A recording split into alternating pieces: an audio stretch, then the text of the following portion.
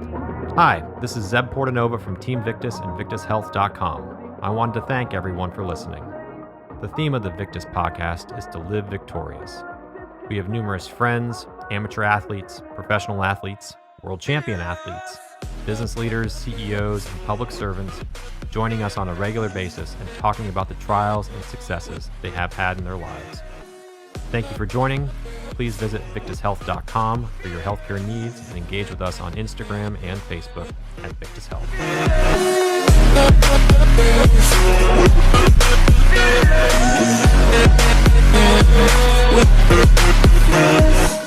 Let me, officially say we're recording, we're live. Welcome to the Victus podcast. I'm glad Jason was right on time coming on board. Thank you, Jason, for being great as always. Cory Richards, you've got an amazing story, man. Thanks for joining us. I think our hope here is to have you share your background. We'll also take some time to talk about this really unique partnership that we've created here for your upcoming expedition. This will go live in probably early January, but we all decided, I think we can go ahead and talk freely about it now, and it'll come online. And Brooklyn. Hey, welcome, Brooklyn. Hi, how are you? Good. There's Cory Richards. Say hi to Cory. Hi, Cory. Hi. How are you? Nice to meet you. You as well. I was literally just scrolling through images Melissa sent over, and I was like, this guy's a badass. Like, my stomach is like turning as I'm looking at these photos. Like, you're up on a mountain. This guy is a badass. So which is weird because we've met before. So yeah, well, Cory's right. here too. So that's good. Good. So thanks for having me today. I appreciate it. I it's funny you mentioned the hair. I feel like it's kind of flat today because I already went to the gym and it's just kind of a mess. So you're gonna have to stick with me because that's really what I care about. And this is how my hair comes off on a podcast. That's right. Everybody's you got to have priorities, man. Right.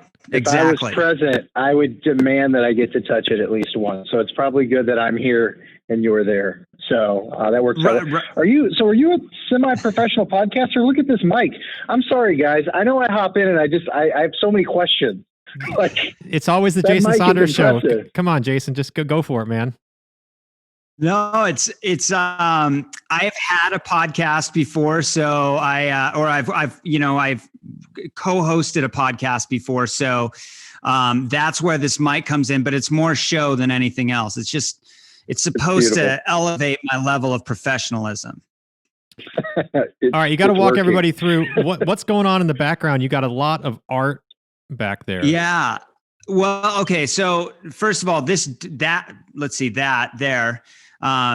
is a door. It's just a big, huge wood sliding barn door that goes across my ugly bathroom door that I had made as soon as I moved in here. This is actually a prayer rug from Afghanistan that my grandparents brought back. I guess it would be, in the early 50s.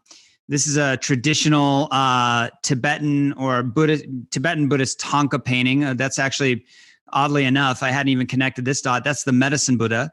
So I'm not necessarily a religious person, but I have a lot of affinity for religious iconography and religious art. This is actually called a perak. This is a Ladakhi Tibetan Buddhist headdress. That's all turquoise stone that is worn in a traditional setting. So, it's almost as good as your wall.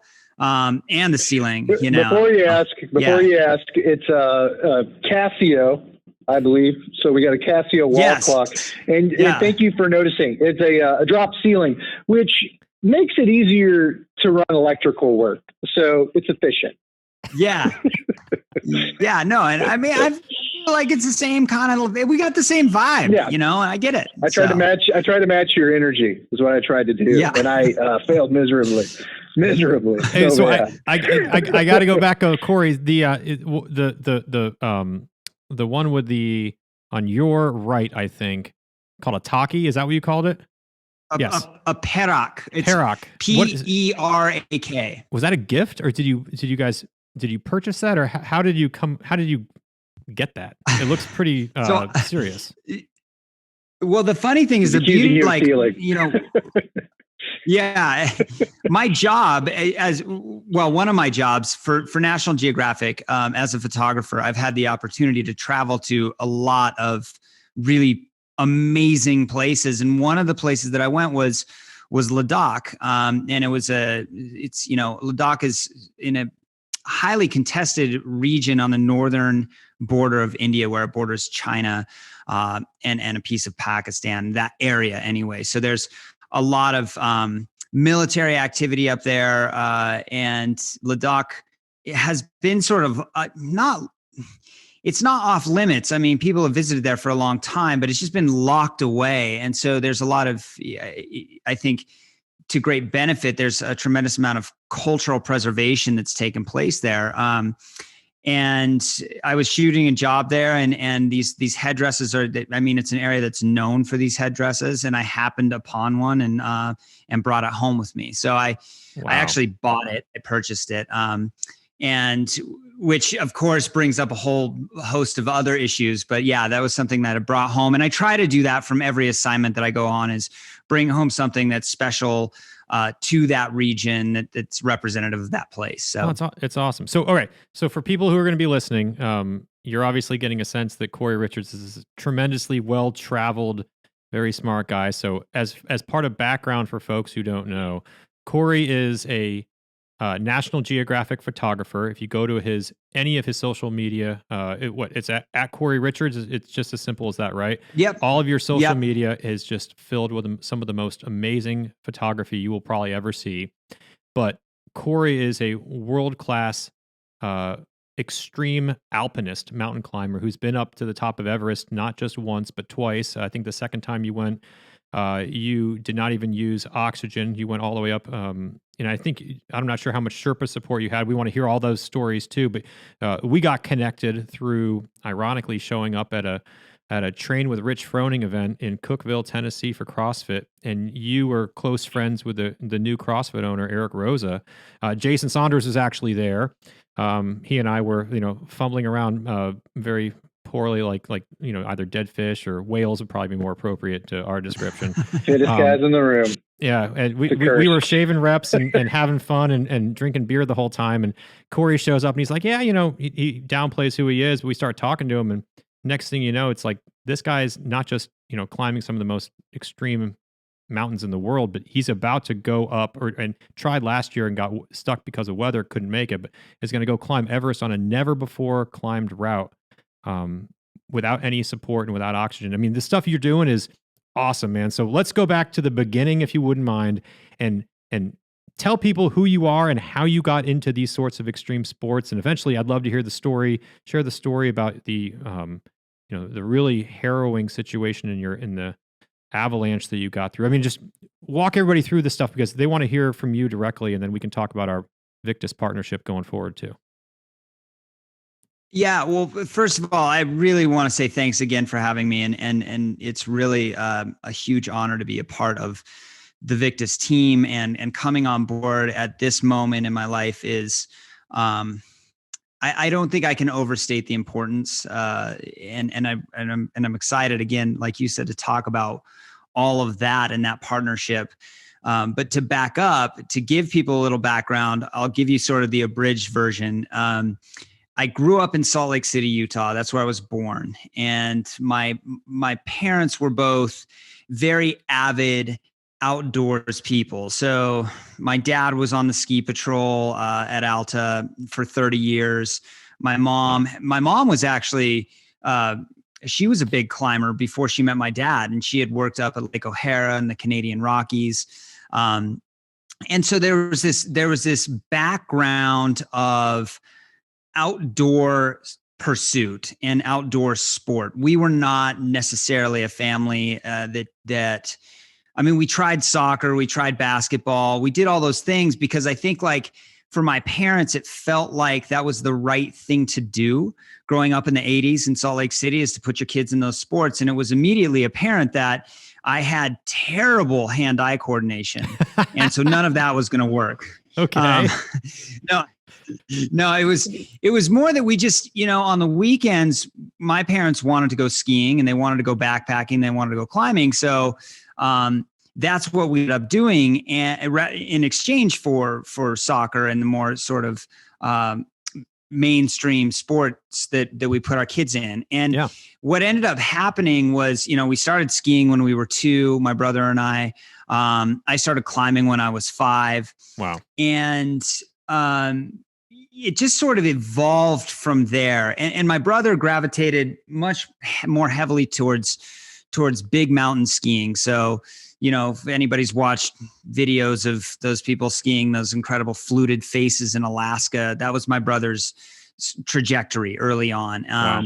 And now he's in charge of snow safety at Alta. And I gravitated more towards climbing. But that said, there was a period where, we started and I think, all was bliss from the exterior.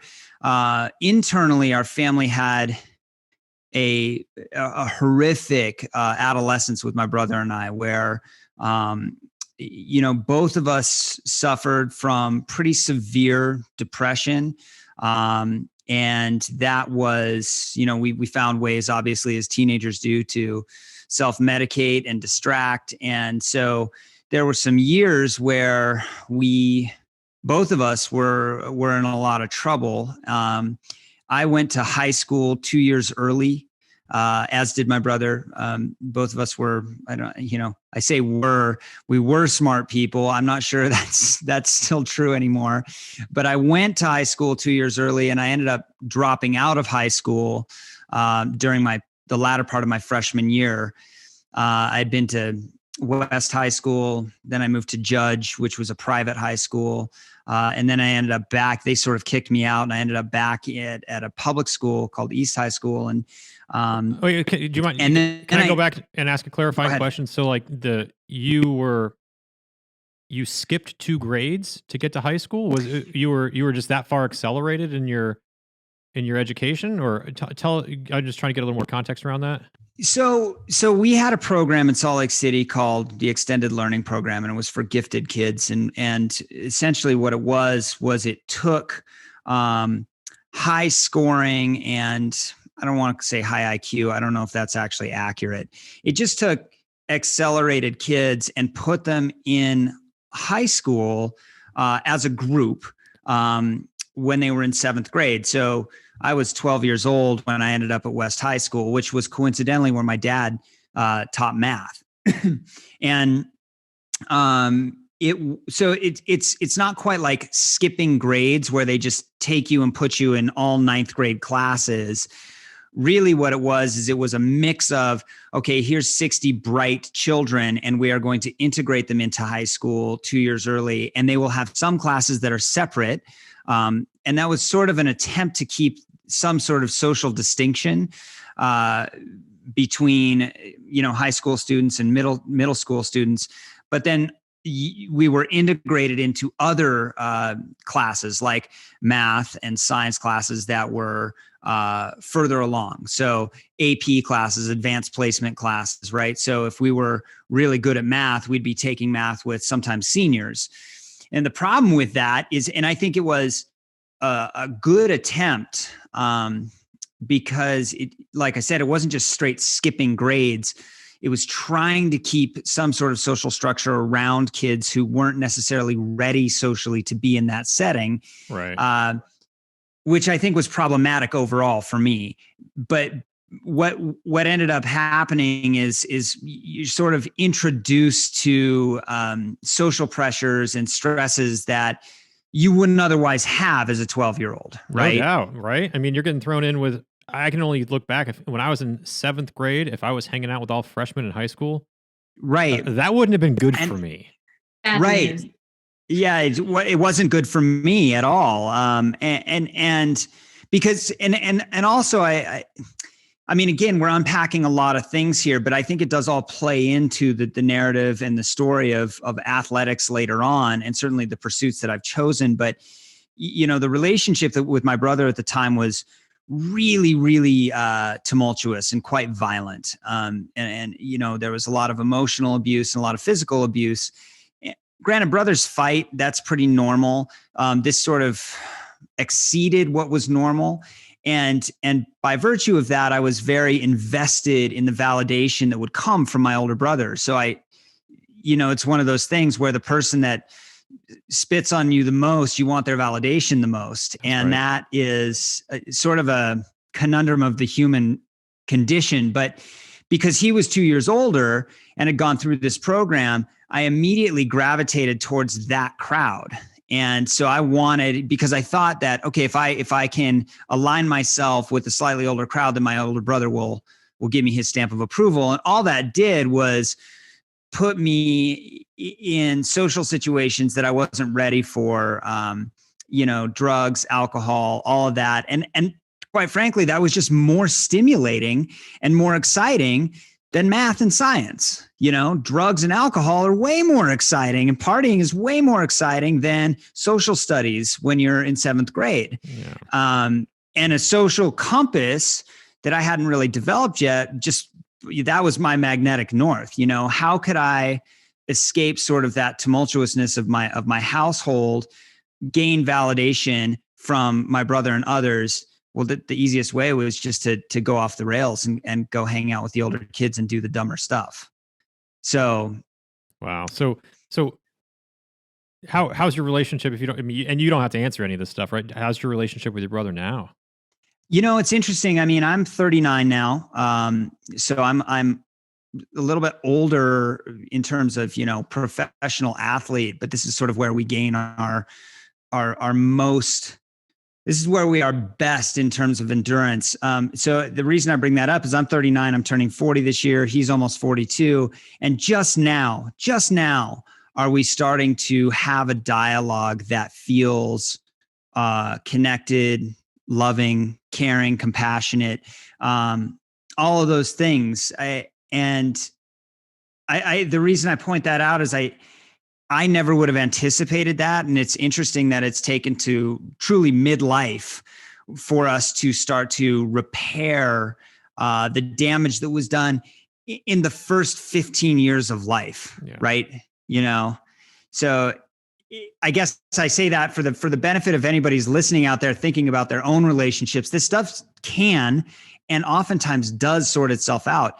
It just might take way longer than you think. Yeah, it can be 20, 30 years. So, without getting into specifics, I've got some, family dynamics that came from, a little similar to your story, where there was challenges growing up that might have been fine for a period of years, and certainly crescendoed to a point of, across some people having significant substance abuse issues, and now being in a good place, but I may have played a role in that growing up, being, maybe a bully or there's a whole bunch of factors that could have gone into it. And, it's taken 20 years to get to a place where people can reconcile a lot of those things. So you're right. Timing, it can happen, when I've tried to force it, it hasn't helped.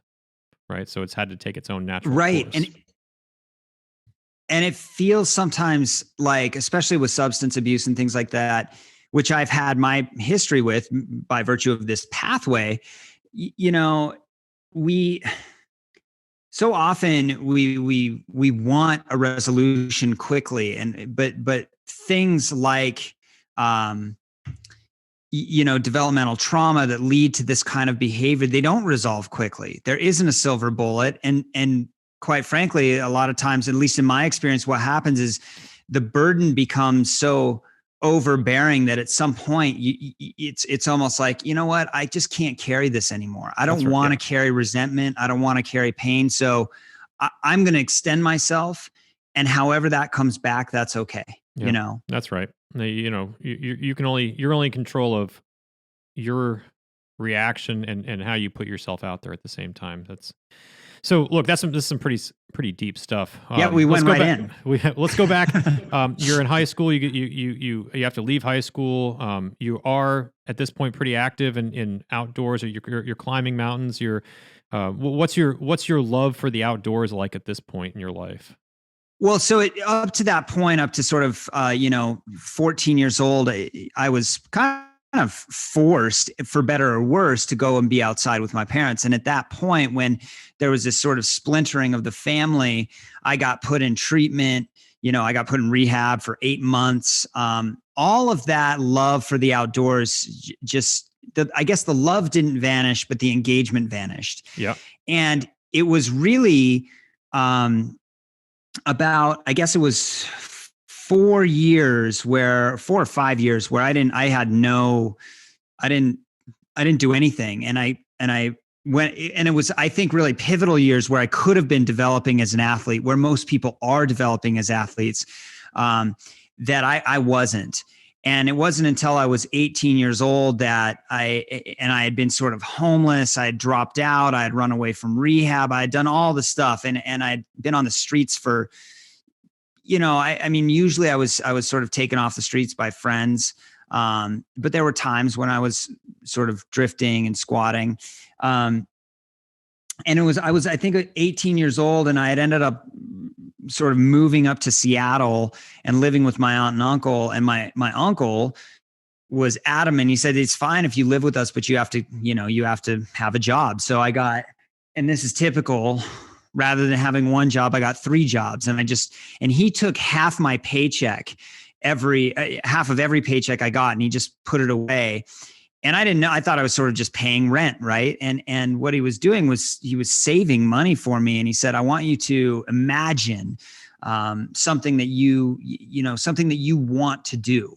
And the first thing that came to mind was, I want to go into the mountains. I want to go into the big mountains.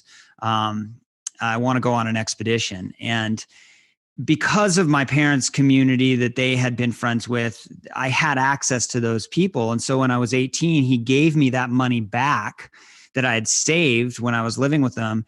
And it funded my first trip to the Alaska range, to an area called the Ruth Gorge, which is just on the slopes of Denali. And I went in and I took my mom's point and shoot Ricoh camera that I think was made the same year I was born. And I called my friend who was already he was already an amazing photographer. And I said, what do I need? And he said, he told me all the film to buy. And so I went out and I bought, I think 100 rolls of Sensia film and just started taking pictures. And that was my first color, big black and white, to both, everything. Mountains. Like, were you color or black and white or both, or what was your love at that time? I thought, that was slide film. So it was color slide film. And it was really, it was Fujifilm. It was just rich with the blues. And I mean, it was so amazing. And it was funny because I took all these pictures and I didn't know anything about photography. I just loved it.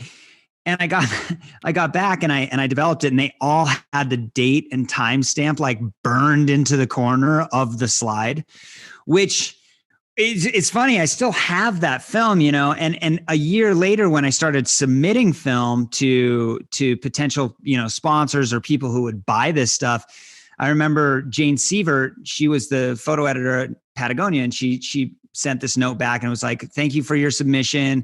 We don't have any needs for your photography right now. Please keep submitting. P.S. I think you can turn the date and timestamp off in your camera. That's right. Which, yeah. So. Oh man. So I took one of my favorite classes of all time in high school was black and white photography. Changed my life. Taught me all about, this is back when you actually had film, right? This is what you're talking about too. Like we developed our own film in a dark room. We developed our own pictures. Got an A in that class, and I learned more about the creativity side of how to take really cool photos with a camera that I think people now, they're walking around with their iPhones, and granted, you can still take some really good pictures, but like there's a massive art that you fell in love with too. Like, how did you decide you were going to go from like, I'm going to bring a bunch of film to now I'm going to submit things to Patagonia or whoever to try to make a living? Were you like, I want to be a photographer, or was it what got you to that point when you're like, I'm going to start actually trying to make money off this? Well, so again, it was an evolution. And like you said, black and white photography film is just one of the most special experiences. And I can't encourage people enough, whether they're adults, go take a black and white photography class. Awesome, and if right? you're, if you're in school, learn how to develop it. It truly is it's like alchemy. It's magic. Somehow you're taking all these pieces and it forms in front of your face. It is. Yeah. You're watching it all that's right. That's right. It is so special. And there's an ownership to it that I think is really unique. So after high school and living with my aunt and uncle, my uncle again he was very pivotal. He said in many ways in my life, and he said, I think you should look into going back to school. And I had taken my GED when I was 16. So I had a good enough diploma, which is what GED stands for. And, that's a Chris Rockism right there. I caught it. Yeah. If for anybody who didn't know. Yeah. Chris Rock, thank you for everything. I had a GED, and I guess, I started looking into schools, and I wrote an essay. I mean, I couldn't get into a lot of schools because I had terrible SAT scores. I was, a high school dropout with a GED. So I started looking at schools that I could get into. There was a small school in Montana, and I wrote an essay and I got accepted. And so I went there for, I guess, a year and a half. And I was starting to repair my relationship with my parents at this point. And I asked if I really wanted to study abroad because my dad had spent a lot of time in Europe when he, in the 60s. And so I had grown up hearing all these stories of climbing in Europe and all.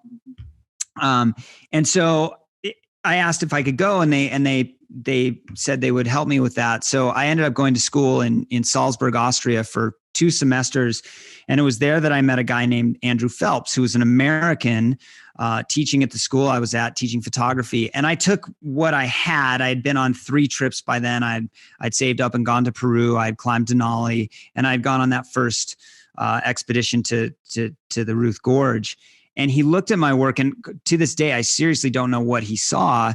But he was the one that says, I think you should pursue this in your life. I think this should be something that you go after. So I did. I just listened to him sort of blindly, and I dove into photography in a way that has landed me essentially here.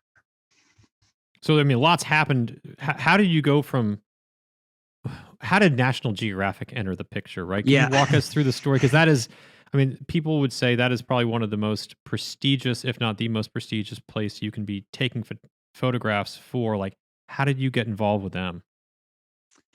So that, again, it's so often people ask, well, what do I do? What do I do to work for National Geographic? What do I do to climb Everest? And the answer is there is no singular path. My path is not going to be yours, but the way it happened for me was, it was because of climbing, and it was because of my ability to be with great athletes. I wasn't a great athlete at the time. And honestly, I have to work, I think, harder than most naturally gifted athletes, because it doesn't come naturally to me. But climbing was, yeah. Jason, I think the whole world can agree for you, brother.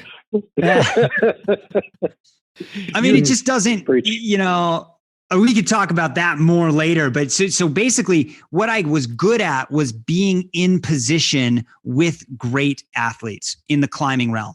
Yeah. And I put myself in that world, and I pursued it with relentless vigor. I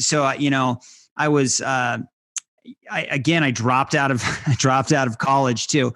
And I started working as a photo assistant for a guy named Bill Cannon. And we were doing fashion. And what I'd do is I'd save money from assisting, and I'd fund these little trips, whether they were road trips or longer expeditions. I just saved and lived off nothing. And then I go on these trips where I could shoot and then submit, right? And what that did was it built this platform of recognition throughout sort of the outdoor community that this was a guy that could go on these trips and capture these essentially marketing assets. So I became that guy, it's a small group of people that does that. And the other household name now that people really know is Jimmy Chin. And so my whole, and Jimmy was a guy that I looked up to. And then as this evolved, I got brought onto the North Face team because by virtue of the amount of climbing you're doing, you become quite good at climbing yourself. Mm-hmm. So then you become this sort of dual asset to companies where, hey, they're a reasonably good athlete, but they're really good at bringing home the story, and the story is what we need. So in essence, that became that was my trajectory. And because of there's always been a longstanding relationship it's an unofficial relationship between the North Face and National Geographic. I was on an expedition to a region in northern Nepal with a guy named Pete Athens, using climbing to access ancient burial crypts, like these ancient caves. So imagine like vertical Indiana Jones. This is what it was actually real. We're like using climbing with archaeologists to go into these caves and finding dead people. And that got picked up as a feature story for National Geographic. And I remember, flying out to DC for the first time, meeting my editor, walking in, at the time to this building, and there's this huge National Geographic seal on the floor, and there's this massive map overhead of the Grand Canyon, and literally weeping, because I had sort of in my brain, I had made it. You'd made it, right? Yeah. I had made it. And then, fast forward 10 years, I've done, I think 12 feature articles for them. And so that was how that happened, again, in an abridged version. Wow. So tell everyone a super scary, harrowing story of how you ended up on the cover of National Geographic. You yourself, not one of you, and it was your picture, but it was actually your face. Yeah. So this was, I think, a seminal point in my development. So I was on an expedition to a mountain called Gasherbrum 2. This is after I had gotten picked up as an athlete by the North Face, and I had gotten invited. And that was very much due in part to a guy named Conrad Anker who had brought me into the North Face fold. And I had gone to Nepal with him to install cameras to survey the glacier.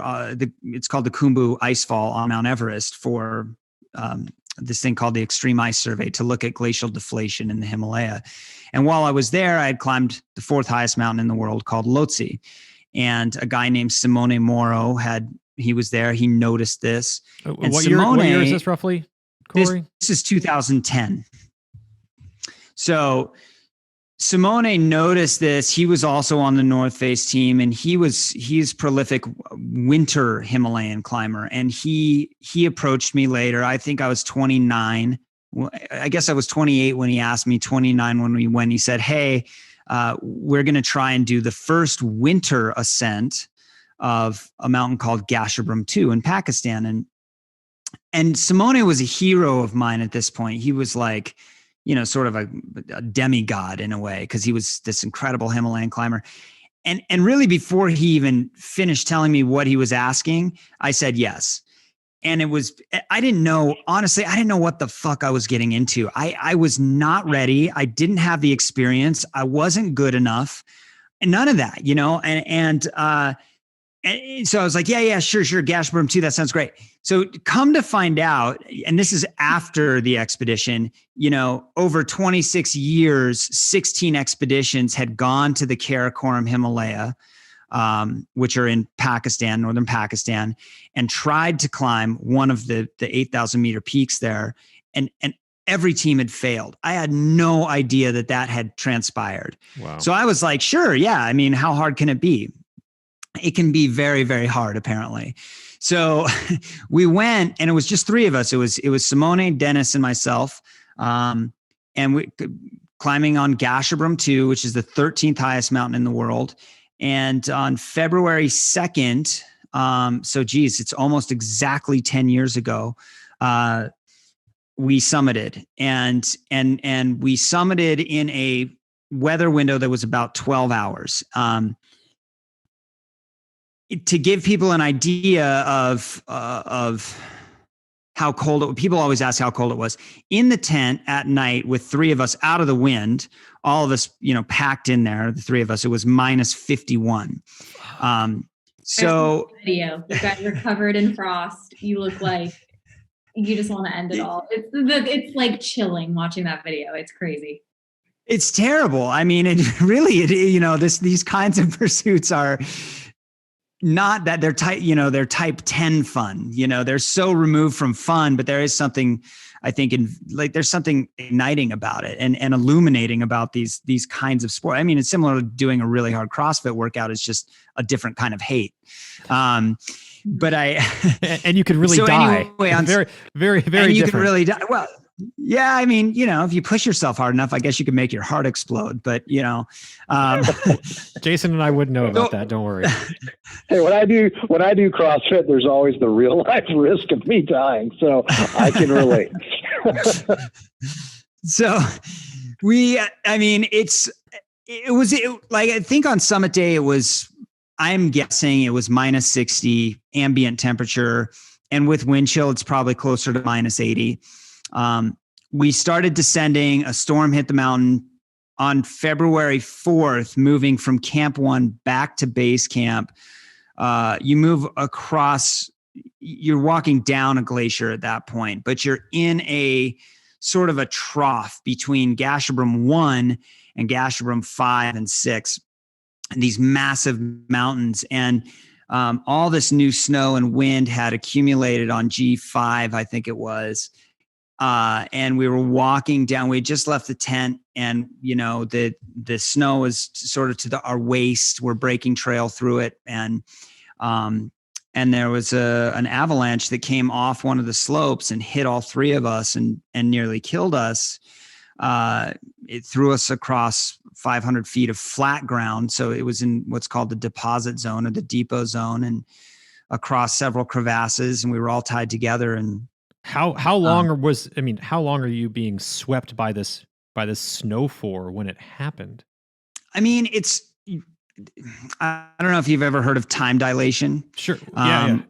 Yeah. So time dilation is interesting because the actual measurable time, in honesty, is probably 10 to 20 seconds. I don't know. Maybe as long as 30, maybe as short as 10. I really honestly don't have any recollection. But the experience is elongated and sort of pulled. And at the same time, the amount of information that's processed in the brain in that very short span of time makes it feel much longer. So yeah, I really don't know. So you're guessing it was probably 30 seconds in real time. Did you see it coming? Did you know? How was it a moment when you're like, oh my gosh, like, watch out, like, or did it just hit you? I mean, you had to have heard it, right?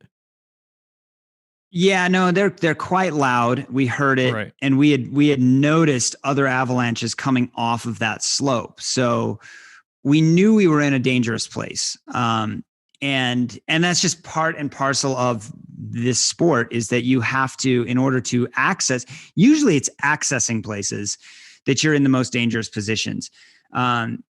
This is what's called a terrain trap. There's just no way out of it. You have to cross through it. And if you're in the terrain trap at the wrong time, then there's a high probability of something going wrong. So, and you can't wait it out, right? You guys don't have the choice of being able to wait there for another day or two or anything, right?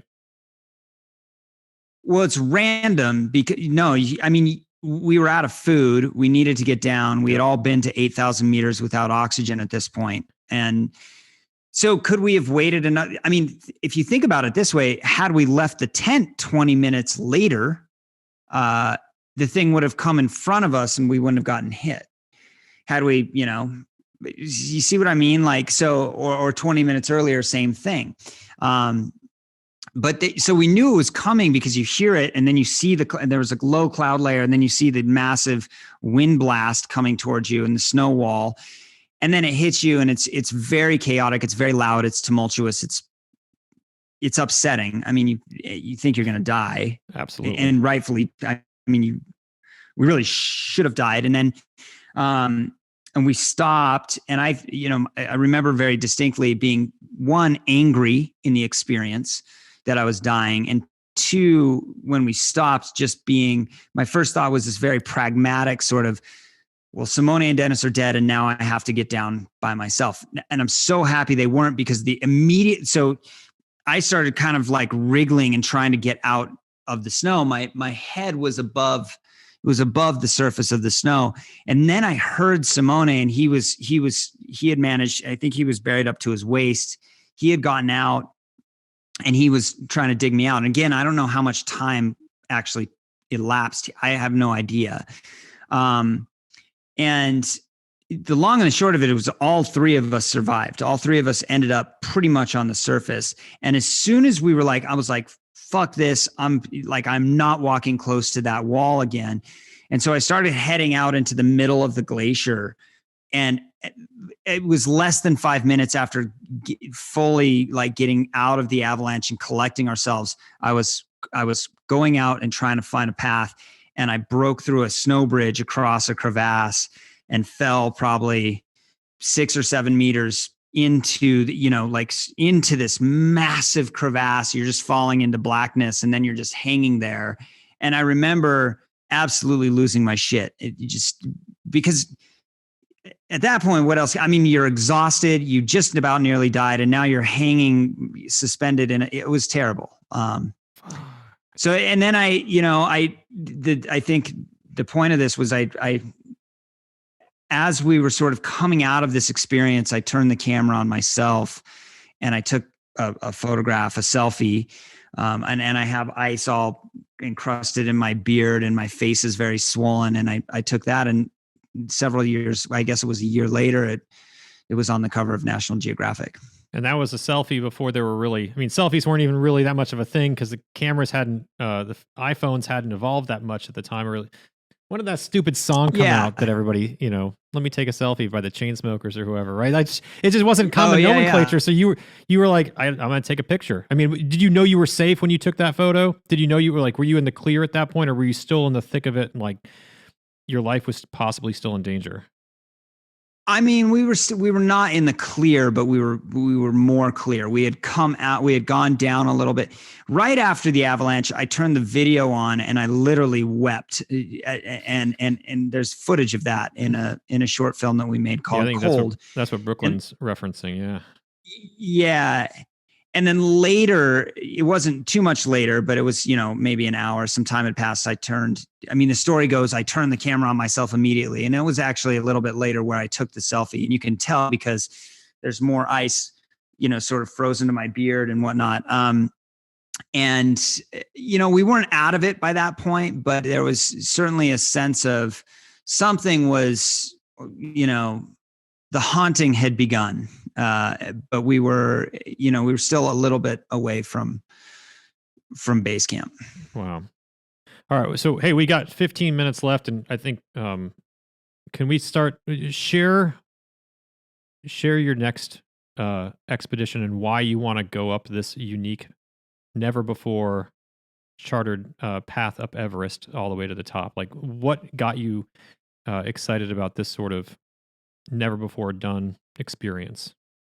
Well, first of all, if we go over 15 minutes, fine. So if you guys want to keep talking, I got time today. So you just let me know. You're awesome. So several years ago, I went to Everest with my friend Adrian Ballinger in 2016. And that was actually the first year that I went, was the year that I climbed it without oxygen.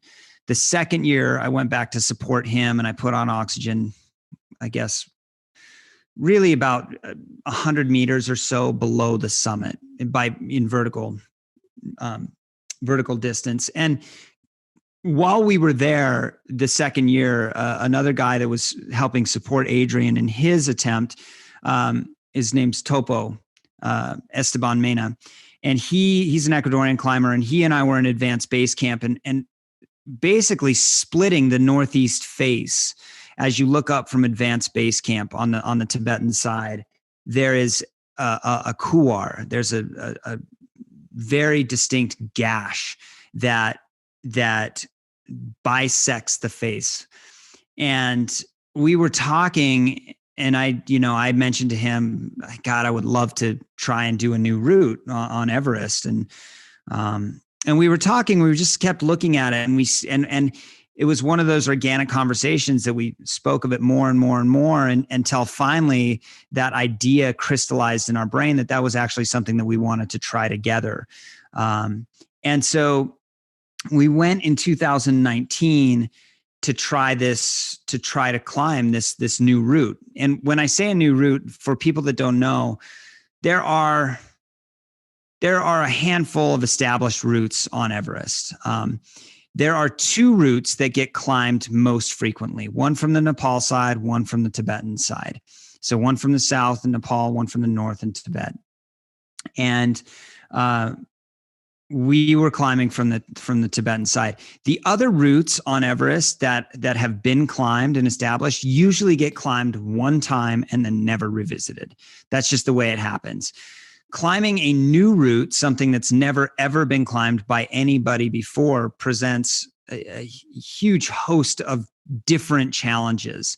The way that he and I have decided to do this is essentially what's called Alpine Style. Now, some people would argue what that is, but what that means is we're climbing without Sherpa support. We're climbing without oxygen. We are self-sustained, and we are contained. We are, a self-sustained, contained team, just the two of us. Now, when we went in 2019, it was an incredibly windy season. The weather was pretty bad. It made progress and acclimatization hard on a normal route, and it made climbing on our route nearly impossible. But we learned a lot, and we ended up, attempting the route and spending a night out. It's called we bivouacked, and for short, it's called a bivvy. And we did an open bivvy, which means that we didn't have a tent because there was no place to put it. And so we slept, basically, we just crawled into our sleeping bags on a snow ledge that was no wider than our butt cheeks, and sat there at 7,400 meters throughout the night, just waiting for the sun to come up. And then the next day we continued up, and we probably climbed to, 7,700 meters. So we're quite high. We're above 25,000 feet at this point. And we had to make the really tough decision that it was just not going to happen that year. So we turned around. And so what ended up, that was sort of the beginning of this.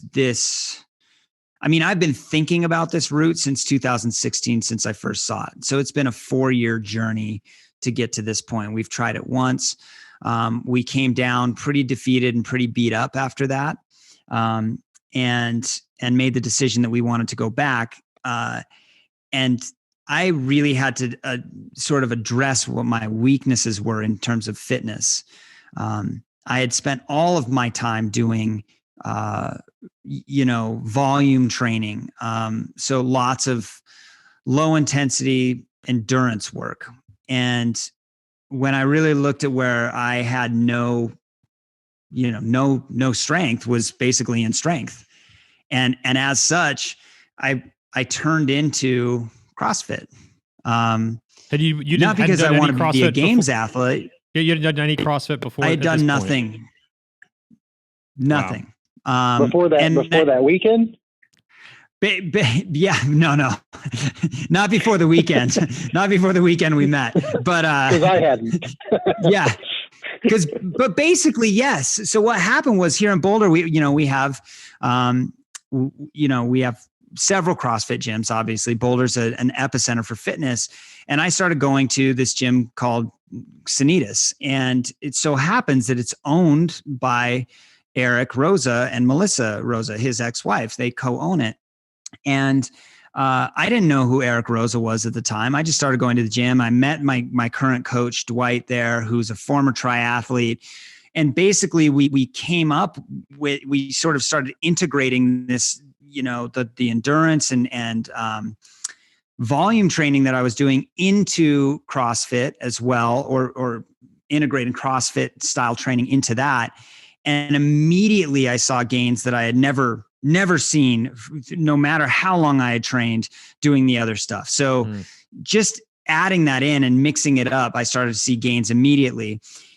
Fast forward, the fallout of CrossFit happens. Rosa buys it. Rosa and I became very, very close friends. He invites me out to go do this, Train with Rich weekend, where admittedly, I was like the worst guy there. Like, I go into the CrossFit gym even today and I'm watching athletes and I'm like, are you fucking kidding me? Like, what are you doing? We did the worst workout today. It was called 12 Days of Christmas. And oh yeah, that's right. I mean, yeah. It was, and then, I'm watching these athletes in there throw around weight that I'm like, dude, I could never do that. Yeah, but they're not going to climb Everest either, Cory, right? They're never going to be pulling that off. So it's okay.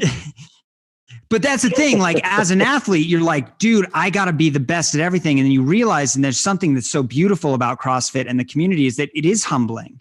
And I'm not the guy that's going to, throw weight around like my coach Dwight does, or like Frazier, right? Or like Tia, for that matter. Like, there's no way. They're just far more fit than I am. But it does help round out the athlete that I can be for my specific sport. And my hope would be that, other people would envision it that way versus viewing it as a sport. Cause I can't speak highly enough to and again, the other thing that it's done is it's introduced me to you. It's introduced me to Victus. It's introduced me to this partnership, which, to be fair, I want to say this, I know we're on the podcast, but look, Victus is now the title sponsor for this climb to Everest. I mean, without that and without this community, I'm not doing what I'm doing. And that is special and important and needs to be recognized. Yeah. And so I've got, I just got to put some labels on it, but Dr. Michael Accounts come up with a whole assortment of supplements for you that I'll be shipping out in the next couple of days. So one of the things we've done with Cory, for folks who are listening, is developed a specialized nutritional supplement, CBD related supplement regimen for him, so he can be successful in training up to this, but also when he gets to the mountain, he can be successful getting to the top. And that's, we saw a unique opportunity there. He recognized it. We wanted to be the title sponsor for this never before done route up Everest, and couldn't be happier to be doing it with you, Cory. So pretty stoked about it. We're going to be with you all steps of the way as best we can before you take off, and then we'll be there cheering along as loud as we possibly can. So we're excited for you, brother. Well, I couldn't be more thrilled. I mean, it's honestly, these things, it's that natural evolution. And I don't, it's easy to get woo woo when you live in Boulder, but I definitely try to stay away from that. But I do want to say that, you put these things out into the world and they do come back. That's right. If you ask, that's a whole nother podcast for a conversation for another time. But I wholeheartedly agree with that. Right. And if you're a good person and you do good things for the people around you, normally it comes back tenfold for you. So totally agree. Hey, what do you, as you're gearing up, tell everybody about your training regimen, as you prepare for Everest again, when you leave in April? So right now, we're in a build that's more focused on strength, because we know so for me personally, where I am uniquely adapted is to endurance. I mean, I weigh 156 pounds. I'm 5'10". I'm a thin build. I'm not excessively muscular, and I don't need to be. I don't need to be carrying a lot of muscle up the mountain. And in fact, more muscle demands more oxygenation, right? You have more mass to force blood and push oxygen through. So it's not necessarily innately helpful. So right now, Dwight and I are working on building, we've gone through several cycles. This has been a year-long process. And right now we're working on a more specific strength cycle. And then come February, what I'm going to do is I'm actually going to move down to Ecuador, to Quito, where Topo lives, and we're going to train together and really climb together for the last 2 months. So for February and March, before we leave in April. And the reason for that is that after doing this strength build and this strength cycle, then we'll shift almost entirely, not completely, but almost entirely to endurance and volume work. So we'll have a couple days throughout the week where we do specific strength work and sort of that EMOM stuff or AMRAP work, the Metcon work. And then most of the days will be long endurance days where the reason it's in Ecuador is there's just no training like that in North America, where we're living at 10,000 feet. Mm-hmm. And then on a daily basis, a normal training hike, just a hike, can take us up to 17 or 18,000 feet. And on big days, we can park the car at 14,000 feet and go to 22,000 feet and just lap it. And for acclimatization purposes, we can actually sleep at 22,000 feet, and we can, be tied in together, and we can be actually climbing. And all of that preps us for being really, really primed to just get on the route immediately when we get to advanced base camp. And advanced base camp on the north side of Everest is at 21,000 feet. And that's where you essentially live for 6 weeks. So being ready and adapted for that is our goal. So training right now, today is a 2-hour session. And some days it's I'm doing 2 a days where I'll go in and I'll do that in the gym, where, we did 12 days of Christmas, and then I did a 30-minute Airdyne bike, sort of cycles. It was terrible.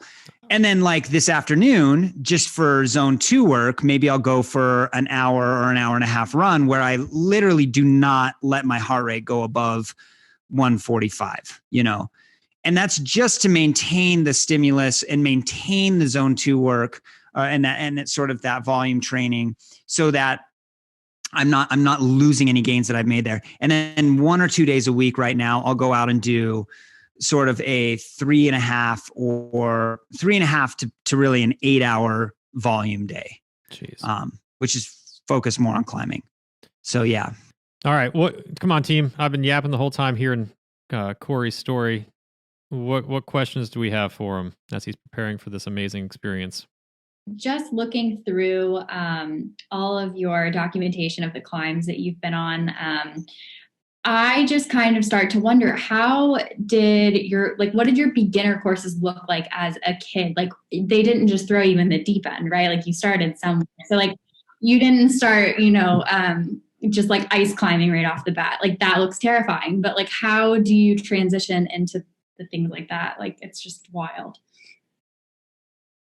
Well, I mean, my dad, he was, like I said, he was a climber. So I remember one of the first things we ever did, we were backpacking together in a mountain range called the Wind Rivers. And he literally threw a rope, a small length of rope, over the top of a boulder, stood on the other side. And he made a harness out of webbing, 1-inch tubular webbing that he just tied on my brother and I, tied a knot around it, and then literally stood on the other side of the boulder, and just because we were so light, he wasn't going to drop us, and just hand over hand belayed us. Nice. Yeah. And then fast forward a little bit, so we start to do that, and then he starts setting up actual, what's called top roping. So we're not putting the rope up ourselves. He'd go up to the top of a climb and drop a rope over, and then he'd come down and belay us from the ground and sort of coach us. And then you jump into leading, which is where you're climbing from the ground. You tie into the rope on the ground, and you go up with the the leading end of the rope. And you just sort of learn, you go through these paces. We never took any courses. It was all through family. And then as you get older, you're like, oh, ice climbing seems kind of cool. I want to try that. And then you do that. And then, and then you start combining everything. Today, it's fine. No, it is such a, but there are so many ways to get into this for people that are interested. The mountaineers have great courses, and climbing gyms have great courses, and you go in, you do a course, and then you sort of just, it's one of those sports that's kind of choose your own adventure. That's awesome. Jason, finish it up with our last question for Cory. Cory, you seem like a pretty rad dude. Your stories seem to go on forever. My guess is they impress the ladies, which makes me super jealous. In case my wife watches this, here's my question. Well, one, I'll share a quick story about Cory super fast because I don't think Cory knows. Well, I know Cory doesn't know this, and I think Zeb probably doesn't remember either. So we met at Training with Rich, and I'll never forget the first time I heard you talk because it's Jim. Jim was going around the room and he was asking everybody. He's like, "Hey, you know, you have these core values, you have these words that kind of that are meaningful to you. Do you remember the word you said?" Did I say agency? You sure as shit did. And here's why I remember it, right? I remember it because I was like, two things passed through my brain. One, in my head, I'm like, what the fuck is agency? Two, I was like, look at this douchebag trying to sound cool saying a word that, you know, nobody else would use. That was my second thought. So, and I had no idea who you were. And then later I was hanging out with Zeb and Chris, and I was like, Zeb was like, dude, I had the most amazing conversation with this guy. And I was like, oh man, all your stories start that way, but what's up? And he was like, hey, he's like a rock climber. He takes photos and all this stuff. And I go, you're talking about the agency guy. And Zeb was like, what's up? And I go, oh, this guy was sounding cool. And he said agency.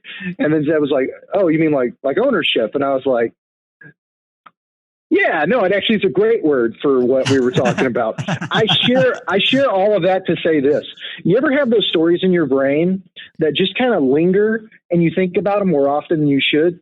Cory, I'm not messing with you. I think about that probably at least once a week, especially like as a new dad and as somebody taking on like a new career role. And I think about agency in my brain and I'm like, shit, I was the douchebag because I was like, it's actually a really powerful term and it's been kind of impactful for me. So thank you for that.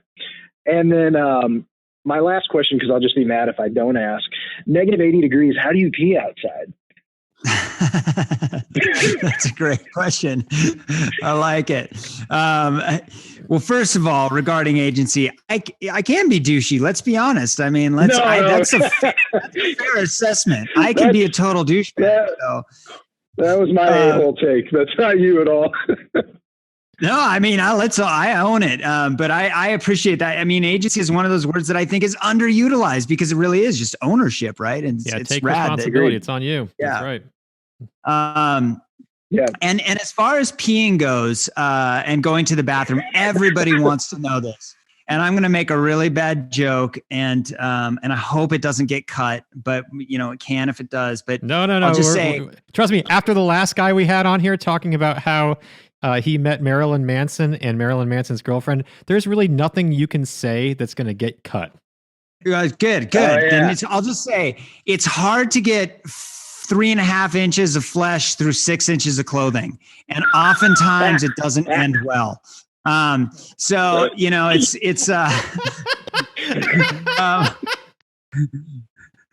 you know, like you're not in a you're not at your best. I'll just say that you're quite cold. You're reaching through a lot, and chilly. I've peed down my leg more often than I want to recall. But yeah, it's a process actually. And then and honestly, going to the bathroom, like taking a shit is even harder because you have to unzip it, and oftentimes you're wearing a harness. And I am not exaggerating.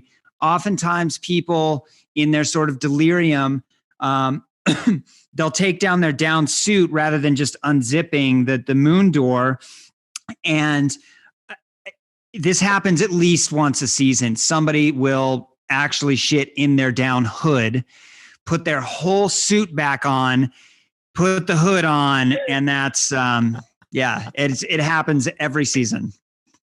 All right, I mean, guys, it's got to be rock hard. Hold on, Zeb. Hold on. No, he brought up number 2, which was my final question. So, aren't you supposed to carry it down with you? Like, you're not supposed to leave it, right? Did I read this somewhere? No, you don't. You don't leave it necessarily, but if somebody,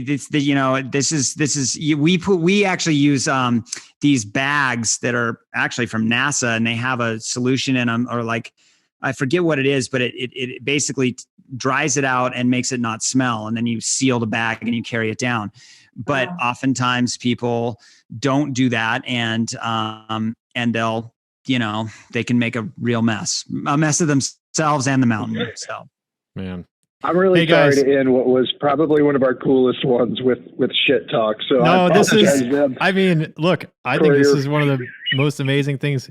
Cory Richards, ladies and gentlemen, this guy look for him in April, going up the face of Mount Everest, never before climbed route. And glad to be part of the team, Cory. Thanks for joining the Victus podcast. And we're a few minutes over, but I just want to say thanks for everything. And we'll be in touch and look forward to helping however we can, okay?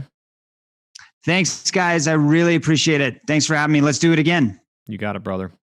All right. See ya. Thanks, everyone.